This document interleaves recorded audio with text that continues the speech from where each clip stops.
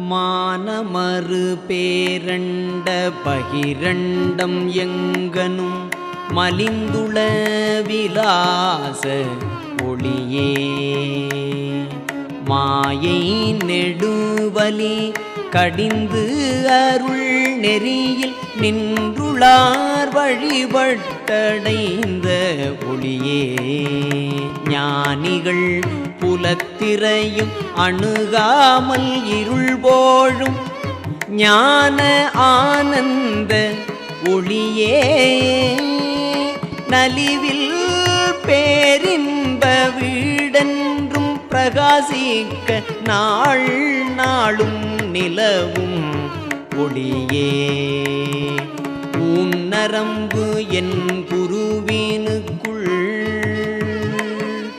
வதிதரும் உயிர்கள் உள்நிலையில் ஒளிரும் ஒளியே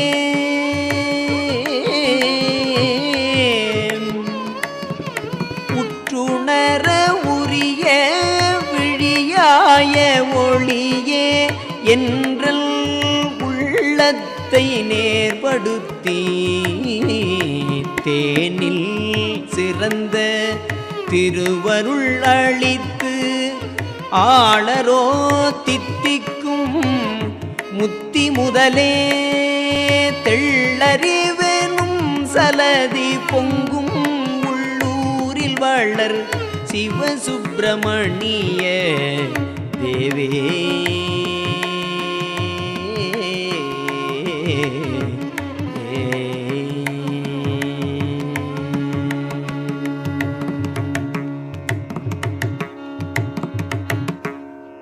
ஓம் குமரகுருதாச குருப்பியோ நமக.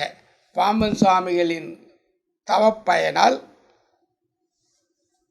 இந்த உள்ளூர் சிவசுப்பிரமணிய சதகம் என்கிற இந்த திருப்பதிகத்தை 3வது நாள் சிந்திக்கிறோம்.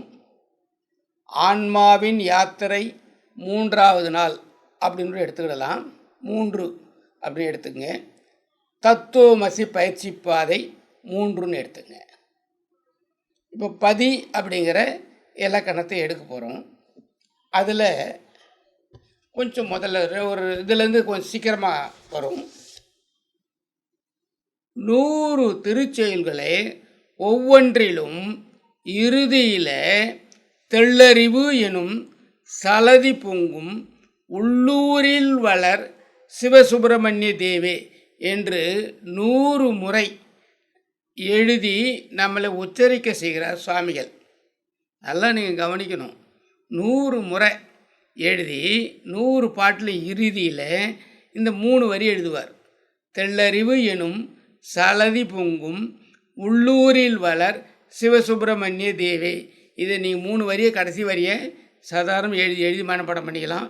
இதையே நீங்கள் தியானம் பண்ணால் கூட வேலை செய்யுது. இதையும் நான் பார்த்துருக்கேன். அதனால் நான் உங்களுக்கு இதை சொல்லித்தரேன். இதை ஏன் அப்படி 100 முறை உச்சரிக்கை செஞ்சு உள்ள ஆவாகனம் பண்ண வைக்கிறார்? இல்லை 100 முறை எழுதியாச்சு, 100 முறை ஓங்கார தியானம் பண்ண வைக்கிறோம். அப்போ இது எப்படி பண்ணுறோம் அப்படின்னு இங்கே பாருங்கள். ஒரு சமயத்தில் 1000 வருஷத்துக்கு முன்னாடி அப்போ தான் அதுக்கப்புறம்தான் நவகிரகம் வருது. 1000 வருஷம் முன்னாடி நவகிரகம் கிடையாது கோயில்களில். சரிங்களா? நவகிரகன்றது பழைய கோயில்கள் எங்கேயுமே இருக்காது. அப்புறமா வடகிழக்கில் அந்த நவகிரகங்களை ஆவாகனம் பண்ணுவாங்க. நீங்கள் கவனித்து பார்த்தீங்கன்னா தெரியும். எல்லா கோயிலையும் போய் பாருங்கள். நவகிரகம் 1000 வருஷத்துக்கு முன்னாடி எந்த கோயிலும் சிலை கிடையாது. 1000 வருஷத்துக்கு அப்புறம்தான் அது வருது. அப்போது திருஞான சம்பந்தர் அப்போ இந்த மாதிரி நவகிரக தோஷம் அப்படின்னு ஒரு கேள்வி எழும்பும் பொழுது அதுக்கு அவர் என்ன பண்ணிடுறாரு, மனசுலேயே ஆவாகனம் பண்ணுறார் அந்த நவகிரகத்தை. வேயிரு தோழி பங்கன் விடமுண்ட கண்டன் மிக நல்ல வீணை தடவி அப்படின்னு சொல்லும் பொழுது அந்த பாட்டில் அது என் உளமே புகுந்தாதனால் அப்படின்ற வார்த்தையை போட்டிருப்பார். என் உளமே புகுந்தாதனால் ஆசரு நல்ல நல்ல அவை நல்ல நல்ல அடியார் அவருக்கு மிகவே, அடியார்களுக்கு நல்லது பண்ணும் அப்படின்னு சொல்லி அதை ஆவாகனம் பண்ணினா அது உள்ளேருந்து நல்லது பண்ணும்.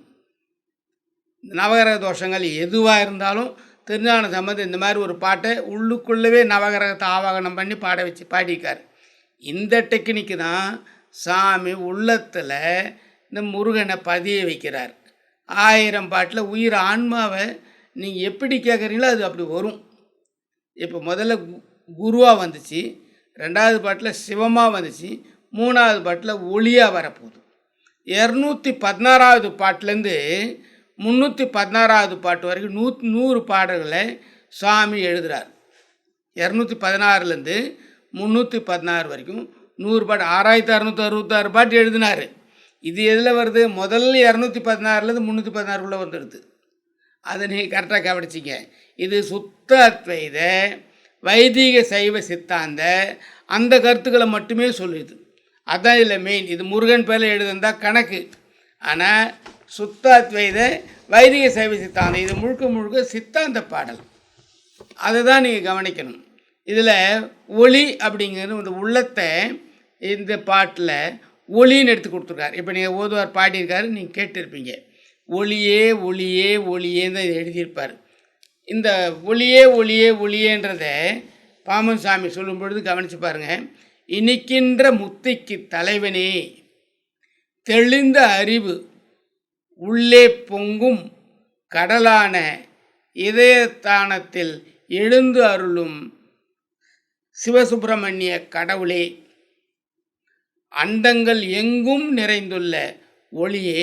இப்போ ஒளியே ஒளியே தான் வரும். இதில் மாயை விளக்கி அடியார்களுக்கு அருளும் ஒளியே. மாயை இதில் விளக்குது, உள்ள இருக்க ஆன்மா மாயையை விளக்குது. ஞானிகள் இடத்தில் உள்ள ஆணவ மலத்தை பிளக்கும் ஒளியே. அப்போ தான் கொஞ்சம் ஆணவ மலத்தை பிளந்தால் தான் ஞானி ஆக முடியும். அவங்க ஞானி ஆகணும்னா அவங்க ஆணவன்றது அறியாமை விளக்கணவங்க தான் ஞானிகள். அதான் ஞானிகள் இடத்தில் உள்ள ஆணவ மலத்தை பிளக்கும் ஒளியே. பேரின்ப வீட்டில் நாளும் நிலவும் ஒளியே. ஒவ்வொரு நாளும் உள்ளதாக இருந்துன்னுருது. அதான் பேரின்பம். அதான் சத்து சித்து ஆனந்தம்னு சொல்லுவார் பரிபூரண போகத்தில். அந்த ஆனந்தம் என்பது முருகப்பெருமான். அதான் சு என்பது ஆனந்தம் அப்படின்னு சொல்லியிருக்கீங்களா, அதுதான். அப்புறம் தசை, நரம்பு, எலும்பு என உயிர்களின் உள்நிலையில் ஒளிரும் ஒளியே. உள்ளக்குள்ள ஒவ்வொரு இடத்துலையும் வெளிச்சம் இருக்குது. அதுதான் விந்துன்னு சொல்லுவாங்க. வெளிச்சம் இருக்குது. சக்தி அம்பாள்.